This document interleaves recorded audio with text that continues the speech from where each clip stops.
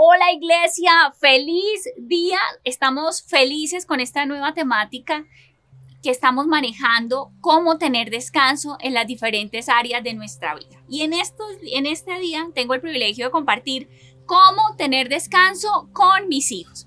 Hace quizás unos días estábamos con mi esposo implementando una serie de cosas con los niños, agendas, disciplinas, una cantidad de cosas.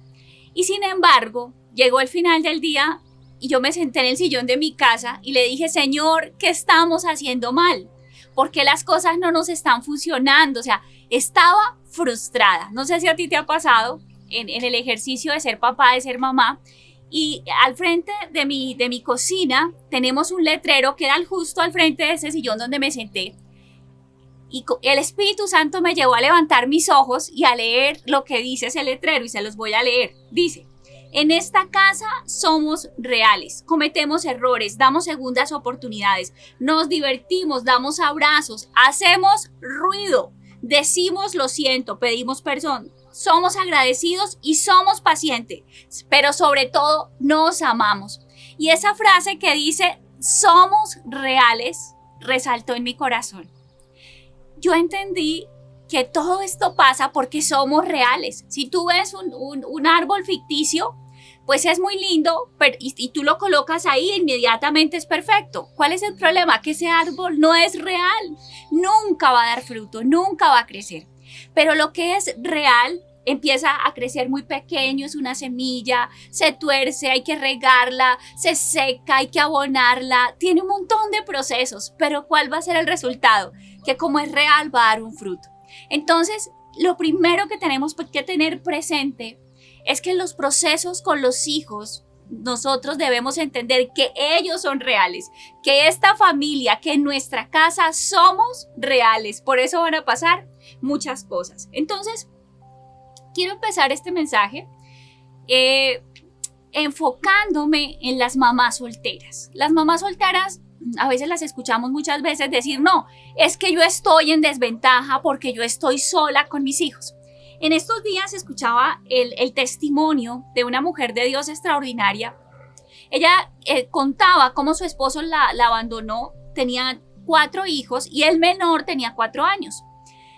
Y ella no trabajaba, el que trabajaba era él, el que tenía los recursos era él. Y ella dijo, ¿ahora yo qué voy a hacer? Cuando él se fue de casa, sencillamente cortó todos los servicios financieros, emocionales, todo. Lo cortó para su esposa y para sus hijos. Ella se le cayó el piso, se le quitó ese piso. Y ella decía, ¿qué voy a hacer? En ese momento conoció a Jesús, se enamoró de Jesús y entendió que en Jesús había una respuesta para su vida. Y me parecía extraordinario lo que ella contaba, porque ella decía que ella llevó a sus hijos a depender de Dios y que cada noche les decía, nos vamos a arrodillar porque yo no sé qué hacer, pero hay un Dios en los cielos que nos va a responder, y cada niño tenía que pedirle a Dios para que Dios supliera sus necesidades. Y cada niño debía preparar cada noche un mensaje para alentar a sus hermanos. Y ella contaba en este testimonio que sus hijos quedaron devastados, que sus miradas eran tristes, pero que a los pocos días los colocaron la familia risitas, porque aquellas noches de adoración levantaron la vida de sus hijos y la vida de ella. Hoy en día, esta mamá, 4 de esos 4 niños son 4 pastores. Una de ellas, la mujer, fue catalogada como una de las mujeres de habla hispana más influyentes en el mundo. ¿Por qué? Porque es pastora de una iglesia muy importante que influencia a la comunidad latina a nivel mundial. Entonces, ¿qué podemos ver nosotros como papás en la vida de un papá soltero, de una mamá soltera? Que cuando un papá o una mamá en su soledad deciden entender que tienen a Cristo, no hay tal cosa que están en desventaja. No hay tal cosa que es una familia disfuncional. Porque Cristo, cuando un papá lleva a tener una fe genuina y lleva a sus hijos a mirar a Cristo, Cristo es la cobertura de esa casa. Y en la debilidad, esa casa se fortalece. Entonces, a los papás y a las mamás solteras les quiero decir en este día, no hay tal cosa que tu hogar sea disfuncional. No hay tal cosa que tú estés en desventaja, porque tú tienes a Cristo y si tú asumes una relación correcta con Jesús, tus hijos van a estar en la cobertura correcta y esa debilidad se va a volver una fortaleza. Entonces, con base en esto, quiero que podamos compartir 4 claves para experimentar descanso, ¿cierto? Nosotros como papás con nuestros hijos. Y quiero que tengamos presente, ¿sí? Lo vamos a hablar dentro del contexto de una familia legalmente establecida. Y vamos a mirar la primera clave. Experimentamos descanso con nuestros hijos cuando vivimos los roles establecidos por Dios. Pensemos en un partido de fútbol. Imaginémonos que el arquero se enloquece y dice, no, yo quiero ser el delantero. Y ese arquero deja de asumir su posición, su rol, su función. ¿Qué le va a pasar a ese equipo? Le van a pegar una goleada y va a perder. Lo mismo pasa cuando yo no asumo la posición que me ha sido asignada, cuando yo no asumo mi rol. ¿Qué ocurre? Pues mi equipo pierde. Entonces vamos a ver cuáles son esos roles que Dios establece dentro de la familia para que podamos hallar descanso, que se van a ver reflejados en la salud emocional y en la salud mental de nuestros hijos. Entonces, Dios establece un primer rol y es el del papá. ¿Quién es el papá? En este partido de fútbol es el director técnico, es el visionario, es el que da las directrices y las estrategias. ¿Quién es la mamá? Es la que apoya la visión, es la que trabaja para que esa visión y esa dirección se cumplan en la cancha. Hace algún tiempo mi esposo nos compartió un mensaje en la iglesia y nos hablaba del león. El león no es el más fuerte, no es el más inteligente y no es el más ágil de la selva, pero el león es el rey de la selva. ¿Y el león qué hace sobre la selva? Él trae un orden de que la comida se distribuya equitativamente en medio de la selva. ¿Qué pasa cuando el león es asesinado? Cuando el rey de la manada es asesinado. Vienen los leones errantes, ¿cierto? Y se comen o matan a los cachorros, esclavizan a las hembras y empiezan a exigir toda la comida para ellos. ¿Qué pasa cuando el león asume su posición? Hay bienestar, hay protección y hay equidad en medio de la manada. Entonces, vamos a pensar esto. ¿Qué pasa cuando el papá asume su posición? Hay bienestar, hay protección para su manada. Adán fue el primer león, pero Adán vendió su autoridad legítima, su posición de director técnico de la manada, y se la entregó al león errante. ¿Y qué hizo el león errante? Robó, mató y destruyó. Cuando un varón deja sola a su manada, cuando un león, ¿cierto? Pierde su autoridad sobre su manada, le abre la puerta al devorador. Le abre la puerta a la escasez para su manada. Entonces, cuando el varón asume esa posición correcta, la posición de ser el león de su manada, de ejercer la autoridad, ese lugar y ese rol que Dios le dio de director técnico de su manada, cubre su manada. ¿Qué pasa con la leona? ¿Qué pasa con nosotras las mujeres? Cuando nosotras como mujeres entendemos nuestro rol, respaldamos la visión del varón, respaldamos esa función que él tiene de dar dirección.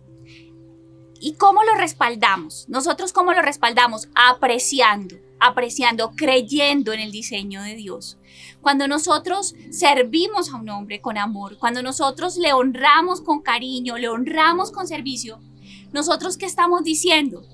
Estamos diciendo, yo valoro tu presencia, yo sé que tú eres el león de esta manada, yo sé que por causa tuya Dios protege mi manada. Y eso es el orden que Dios anhela ver en nuestras casas. Entonces vamos a estudiar hoy en la Biblia y 1 Corintios 11:10 nos dice este versículo. Por lo cual la mujer debe tener señal de autoridad sobre su cabeza por causa de los ángeles. ¿Qué nos quiere decir aquí el Señor? Miren, por causa de los ángeles, no solo de los ángeles celestiales, sino también de los ángeles caídos. Cuando el mundo espiritual se rige por órdenes de autoridad, cuando el varón es el león de su casa, ¿cierto? Es el rey de la selva en su casa, es el gobernador de su territorio, él no abandona esa posición, él no la delega a su esposa. Él no se la entrega a nadie, él no huye. ¿Qué ocurre cuando eso pasa? Miren, se protege el hogar de los ataques demoníacos. Se protege porque el enemigo no tiene derecho a entrar a nuestra casa cuando nosotros estamos dentro del orden de Dios, a menos que nosotros le abramos una puerta y quitemos ese orden de Dios. ¿Por qué muchos varones quieren huir de la casa? Miren, cuando vienen los niños, los pañales, las trasnochadas, el hijo adolescente que no quiere hacer caso, que se le dice una cosa, que se le dice la otra, todo esto genera una aflicción en el corazón del varón. Para esto se necesita valentía. Para esto se necesita entender los tiempos de Dios. Entonces, fácilmente a veces el varón puede decir, no, yo no quiero madurar. Y prefiere, ¿qué? Huir. Pero cuando el varón huye y no entiende que Dios a él le dio la capacidad no solo para soportar eso que se vive en un hogar, porque somos reales, sino para proteger a su manada, ¿qué hace el varón? Entrega a su manada, la entrega. Entonces, quiero que hoy estudiemos en la Biblia una familia que nos muestra con la que podemos ver todas las facetas, por medio del cual podemos experimentar descanso en nuestros hijos. Y la primera faceta que vamos a ver es esta que estamos estudiando. Cómo cuando vivimos los roles equivocadamente o adecuadamente, eso se ve reflejado en la vida de nuestros hijos. Quiero que vayamos a Génesis 24, del versículo 9 al 12. Es la historia de la familia de Jacob, su mamá Rebeca, su papá Isaac, y miren lo que dice. Ahora, hijo mío, escúchame, haz exactamente lo que yo te diga. Vete a los rebaños y tráeme 2 de los mejores cabritos. Con ellos prepararé el plato favorito de tu papá. Después lleva la comida a tu padre, y para que él la coma y te bendiga antes de morir. Pero mira, respondió Jacob a Rebeca, o sea, a la mamá. Mi hermano Esaú es muy velludo, en cambio mi piel es suave, y si mi padre me toca, entonces se dará cuenta que intento engañarlo, y en lugar de bendecirme, me maldecirá. Isaac, o sea, el papá había dado una dirección, iba a bendecir a Esaú, el hermano mayor. Pero ¿qué hizo la mamá? Ese era el rol de autoridad. ¿Qué hizo la mamá? Inmediatamente quiso usurpar el lugar de ese esposo. ¿Qué vemos entonces en esta familia? ¿Quién era Isaac? Isaac había sido un hijo sobreprotegido. Recordemos que su papá tuvo que conseguirle esposa. Ya Isaac estaba sobre los 40 años y su mismo papá tuvo que conseguirle una esposa. Era un hombre sobreprotegido. Por lo general, los hombres sobreprotegidos son hombres pasivos, con una voluntad pasiva, o sea, poca dada a la acción, inactiva. Claro, y cuando yo soy inactivo, me cuesta asumir las funciones que Dios me ha delegado. Ese era Isaac. ¿Quién era Rebeca? Era una mamá controladora. Imagínense este combo, es extraordinario. Un papá pasivo, una mamá controladora. ¿Y qué hizo? Vas a hacer todo lo que yo te diga. O sea, aquí no importa lo que diga Isaac, lo que yo te diga, yo la tengo, yo sé la manera, yo sé lo que te conviene. Miren, Dios había establecido para Jacob la bendición, pero a la manera de Dios. ¿Qué pasa cuando una mujer usurpa el lugar de dominación, de dirección técnica que no le corresponde? Manipula. ¿Y qué es manipulación? Manipulación es si yo tengo que engañar para que tú hagas lo que yo creo que tienes que hacer, lo hago. Si yo te tengo que dejar de atender, si yo tengo que ponerme brava, lo que yo tenga que hacer, pero tú tienes que hacer lo que yo diga. Eso es manipulación. Y esta era Rebeca, era una mujer manipuladora.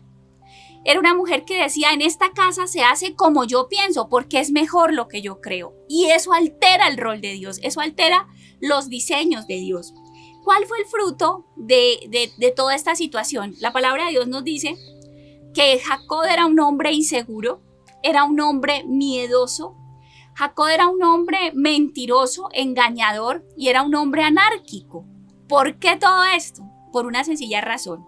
En los hogares donde hay hombres pasivos, hombres que delegan su autoridad a la mujer. Y miren algo muy importante, igual que el león, tu mujer varón que me estás escuchando, tu mujer puede ser más inteligente, puede ser más ágil, puede ser más creativa, pero tú fuiste puesto por Dios como el león de tu manada, como la autoridad establecida por Dios sobre tu manada.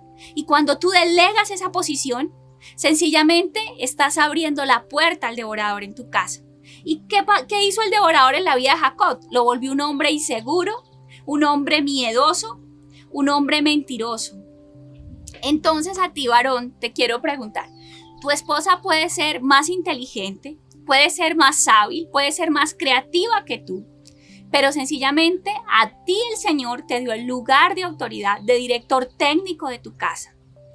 Tú estás entregando tu manada, estás delegando la autoridad que Dios te dio, estás protegiendo tu casa. Y en segundo lugar, a ti mujer te pregunto, ¿tú estás entendiendo la sabiduría de Dios? Toda esa inteligencia, toda esa sabiduría, toda esa creatividad que Dios te ha dado, ¿para qué te la ha dado? Para apoyar a esa autoridad que Él te dio, para protegerte a ti y a tu manada. Aquí les quiero contar un testimonio. Hace algún tiempo Alex tomó una decisión y su función como cabeza, ¿cierto? Como director técnico es escuchar, porque la función mía como mujer es darle consejos. Y esto lo cuento porque él lo contó en una predicación. Y yo recuerdo que yo le dije, amor, no tengo paz, no hagas esto, pero él no me quiso escuchar, ¿sí? Entonces yo, al poco tiempo, se nos armó un problema terrible, yo no sabía qué íbamos a hacer, las cosas no estaban funcionando. Y una madrugada yo me levanté y le dije, Señor, ¿qué hago? O sea, yo le dije a él, pero él no me escuchó, ¿qué voy a hacer? Y yo estaba llorando porque teníamos un problema financiero delicado y no había manera de solucionarlo humanamente. Y yo recuerdo que ese día el Señor me habló cuando Pablo naufragó, pero finalmente esa barca llegó a donde tenía que llegar. Quiero contarles un testimonio. Hace algún tiempo Alex tomó una decisión. Su función, su rol es tomar las decisiones. Él es el director técnico de este partido de fútbol. Él es el león. Pero mi función es aconsejarlo. Mi función es decirle, bueno, mira, lo podemos hacer de esta manera, es sugerirle, porque yo soy su ayuda. Y yo recuerdo que él no me escuchó. Al tiempo se nos armó un problema financiero muy fuerte, no teníamos manera de manejarlo él y yo. Y yo me levanté una madrugada a llorar y le decía, Señor, ¿qué vamos a hacer?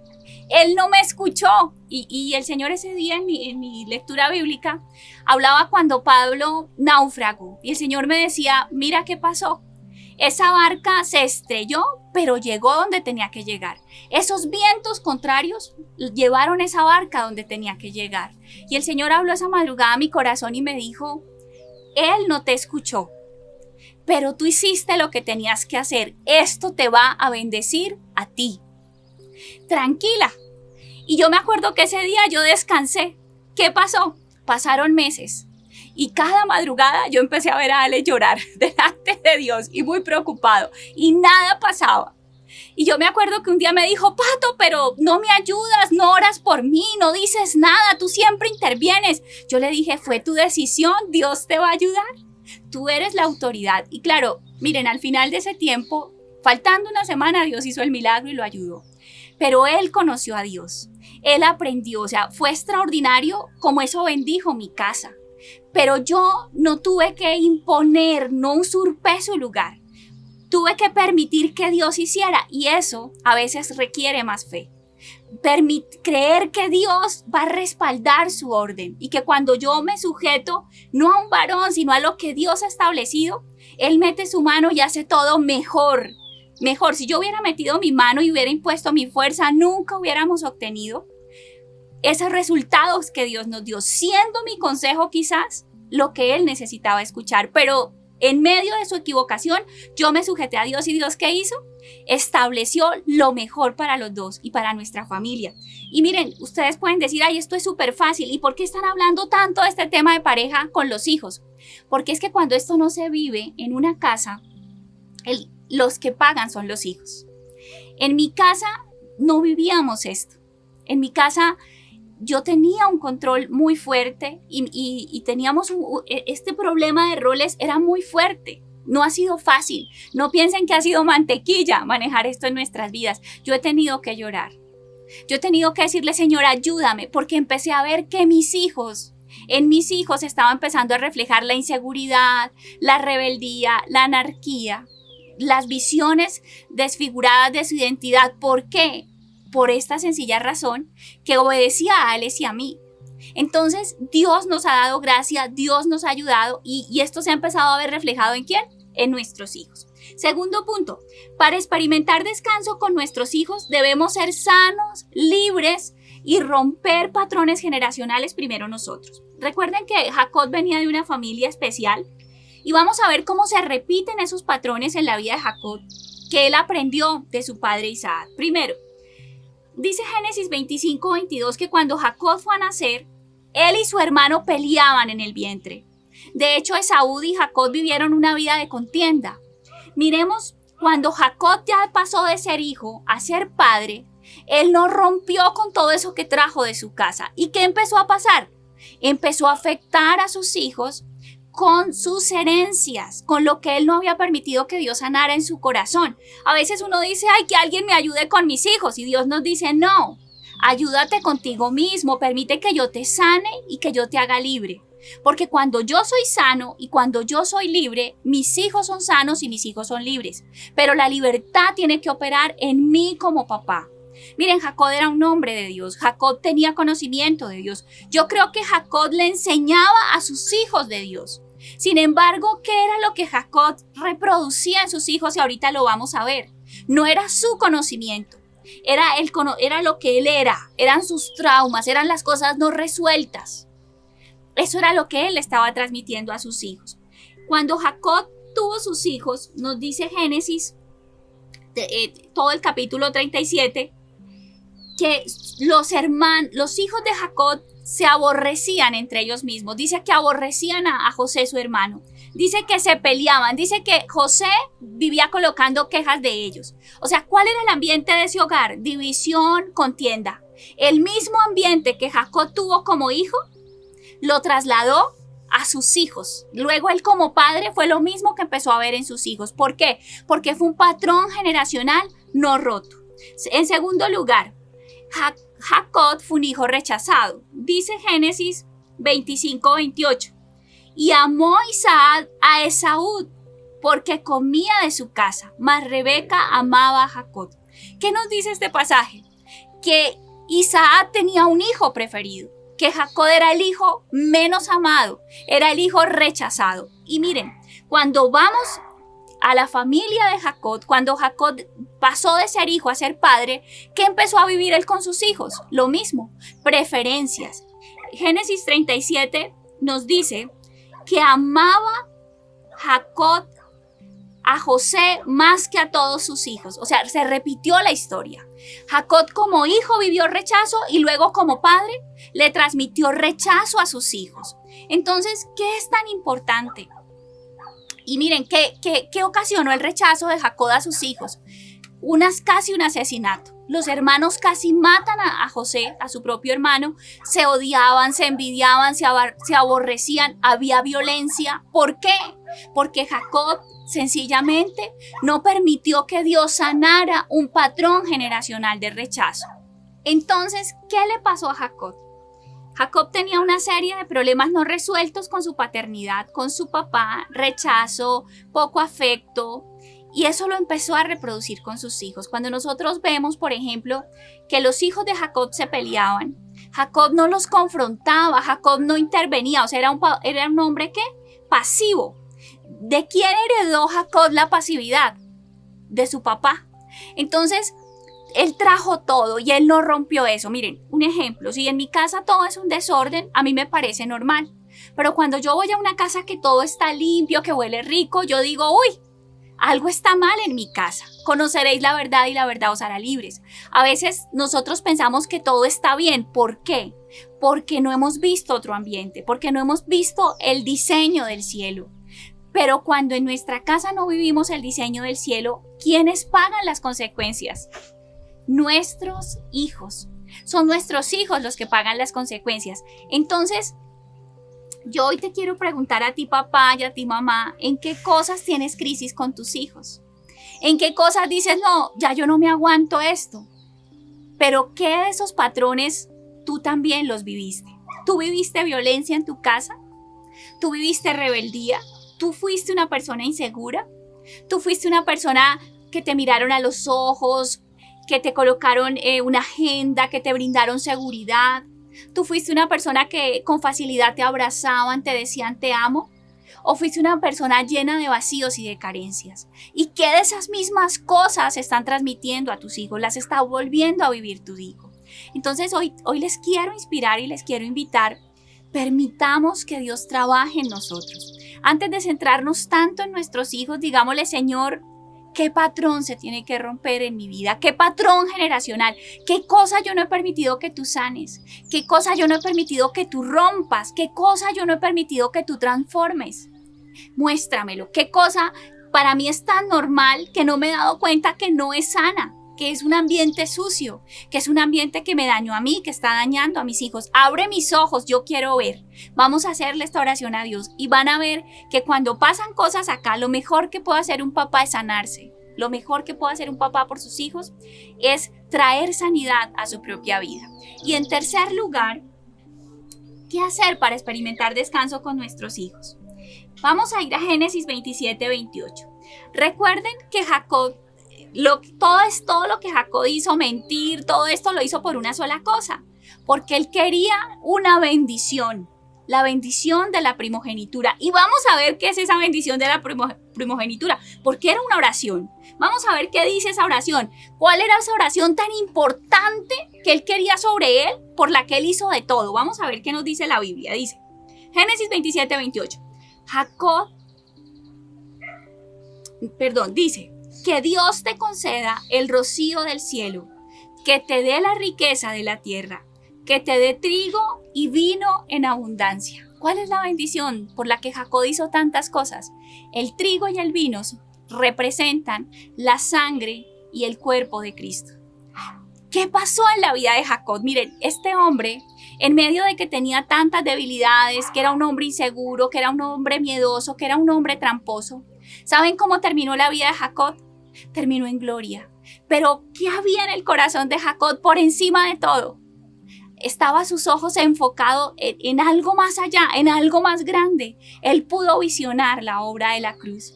Él pudo anhelar la bendición más grande, y la bendición más grande es Cristo. Nosotros vemos que al final de los días de Jacob, de ser un hombre inseguro, mentiroso, terminó siendo un hombre íntegro. Cuando él llegó a Egipto, llegó ante Faraón, y lo que primero que hizo fue decirle: arrodíllese, Faraón, voy a orar por usted. O sea, ya ese hombre inseguro no existía, un hombre lleno de linaje, de autoridad.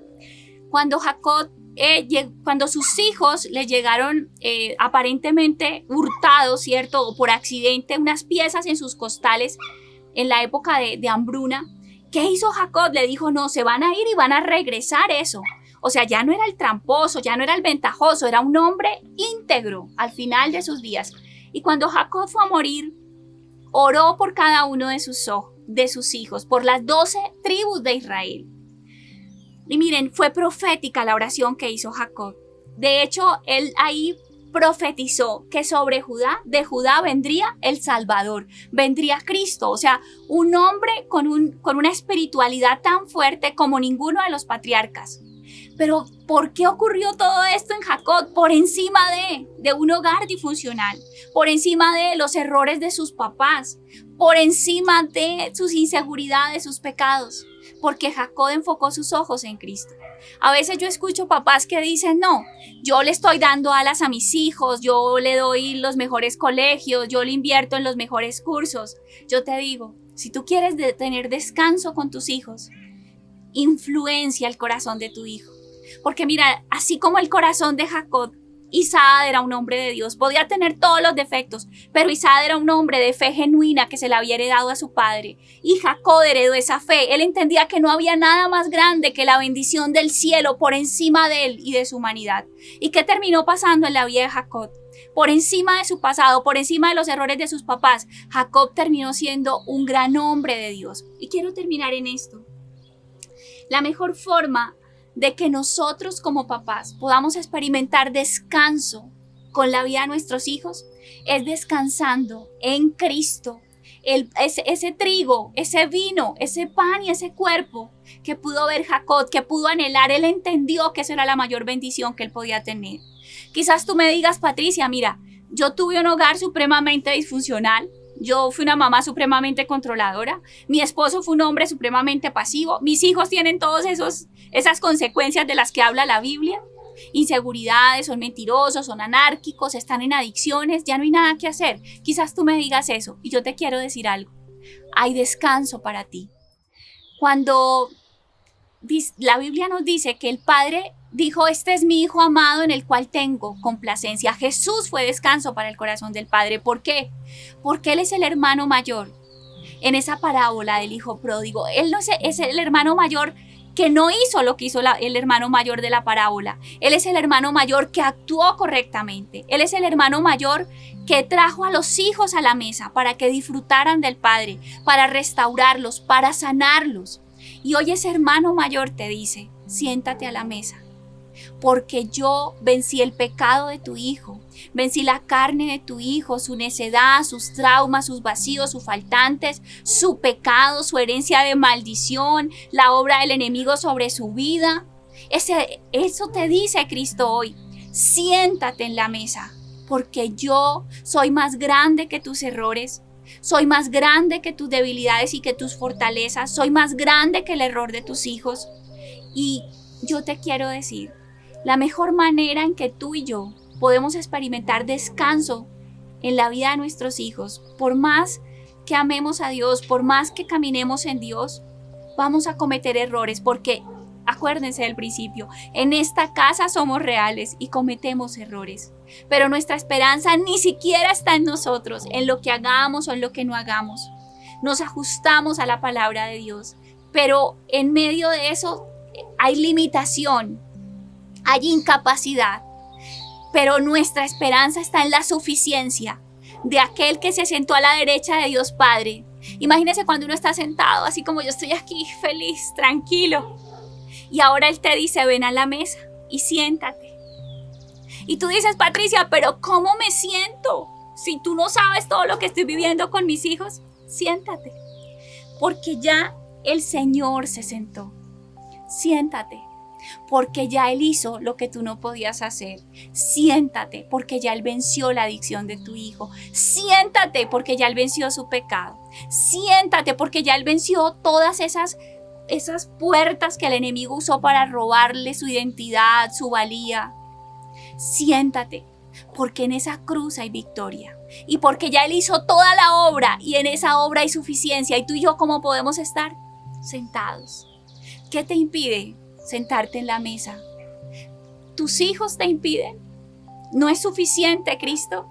¿Es más grande el pecado de tus hijos que la obra de la cruz? ¿Es más grande la obra que el diablo ha hecho en la vida de tus hijos que la obra de Cristo? ¿Qué te impide? Si quieres tener descanso, hoy sencillamente haz esto. Mira la obra de la cruz. Mira la suficiencia del Cordero y mira que Él está sentado porque Él ha vencido. Y cree en esa victoria, aprópiate por fe. Y cree que tus hijos vivirán esa obra suficiente de la cruz. Créelo en tu corazón y descansa. Hoy es día para que descansemos y ahí donde estás vas a empezar a entregar a tus hijos en las manos de Dios. Si tú dices, ya yo no puedo, Dios puede. Vas a empezar a entregar tus patrones generacionales. Dios puede sanarte. Porque Cristo restauró la familia de Dios. Cristo trajo descanso al corazón del Padre. Porque Él restauró a los hijos de Dios. Él levantó a los hijos de Dios. Y hoy permite que Cristo traiga descanso a tu corazón. Porque para Él es posible restaurar tu casa, restaurar tu familia, restaurar el corazón de tus hijos. Entonces, solamente en esta mañana, siéntate y descansa, porque ya hay uno que lo hizo todo y en Él hay victoria para ti y para tu casa. Y por último, ¿cómo puedes experimentar tu descanso como papá? El corazón del Padre pudo descansar gracias a la obra del Hijo. Dios decía de su Hijo, este es mi Hijo amado en el cual me complazco. ¿Qué quiere decir esto? Que Jesús trajo descanso al corazón del Padre. En la parábola del Hijo pródigo vemos cómo el hijo mayor tenía una obligación y era traer a ese hijo menor a su casa, restablecer la unidad de la familia, restaurar, ser instrumento para la restauración del corazón del hijo menor. Pero el hijo mayor nunca lo hizo. Pero Jesús es el correcto hijo mayor, que cumplió el anhelo del corazón del Padre. Ese fue el sueño del corazón de Papá Dios. Y ese es el sueño tuyo como papá. Y así como Cristo pudo cumplir ese sueño del corazón de Papá Dios, Cristo puede cumplir ese sueño en tu corazón. Y así como Cristo trajo descanso al corazón del Padre, así puede traer descanso a tu corazón. Entonces, Cristo descendió para restaurar lo que estaba roto. Cristo descendió para unir lo que estaba dividido. Cristo descendió para traer a ese hijo que estaba lejos y sentarlo en la mesa y ponerle nuevos vestidos. Y hoy te digo a ti, te puedes sentar. Miren cómo uno está sentado, está feliz. Siéntate en este día, siéntate. Y tú me puedes decir, Patricia, pero es que mi hogar fue disfuncional.